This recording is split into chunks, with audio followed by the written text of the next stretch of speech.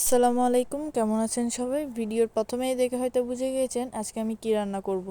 প্রথমেই আমি কড়াইতে তেলটা গরম হওয়ার জন্য দিয়ে দিব। এটা গরম হয়ে এলে এখানে আমি দিয়ে দিব পেঁয়াজ, তেজপাতা, দারুচিনি, বড় এলাচ, ছোট এলাচ, জিরা, গোলমরিচ এবং একটা স্টার। মশলাগুলো দিয়ে একটুখানি নেড়ে চেড়ে এগুলো লাল করে নিলাম। এবার দিয়ে দিব 1 চা চামচ রসুন বাটা এবং 1 চা চামচ আদা বাটা। এগুলো দিয়ে আরেকটু ভালো করে নেড়ে চেড়ে নিয়ে দিয়ে দিব হলুদ গুঁড়ো, মরিচ গুঁড়ো, ধনিয়া গুঁড়ো, জিরা এবং গরম মশলা। দিয়ে দিব স্বাদ মতো লবণ। দিয়ে দিব আগে থেকে কেটে রাখা টমেটো। মশলাগুলো কষানোর জন্য আমি এখানে কিছুটা পরিমাণ পানি দিয়ে দিব। একটুখানি নেড়ে চেড়ে 5 মিনিটের জন্য ঢাকনা দিয়ে দিব।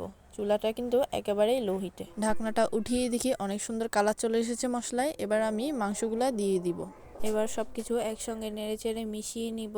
চুলাটা কিন্তু আমার মিডিয়াম হিটে দেওয়া আছে। এবার আমি ঢাকনা দিয়ে দিব। মাংসটা কষানো শেষ। এবার দিয়ে দিলাম কয়েক টুকরা আলু। আবারও সবকিছু একসঙ্গে নেড়ে চেড়ে কিছুক্ষণের জন্য ঢাকনা দিয়ে দিব। এবার আমি ঢাকনাটা উঠিয়ে দিয়ে দিব গরম পানি। গরম পানি দিলে ভালোভাবে সিদ্ধও হবে এবং মাংসের টেস্টটা বাড়িয়েও তুলবে। আর একটুখানি নেড়ে চেড়ে ঢাকনা দিয়ে দিব। ঢাকনাটা উঠিয়ে দেখি মাংসটা হয়ে এসেছে। এবার আগে থেকে কেটে রাখা ধনিয়া পাতা এবং কাঁচামরিচ দিয়ে দিলাম। আমার ভিডিওটা যদি আপনাদের ভালো লাগে লাইক, কমেন্ট এবং সবার মাঝে শেয়ার করে দিবেন। দেখুন মাংসটা কত লোভনীয় লাগছে দেখতে। আল্লাহ হাফেজ।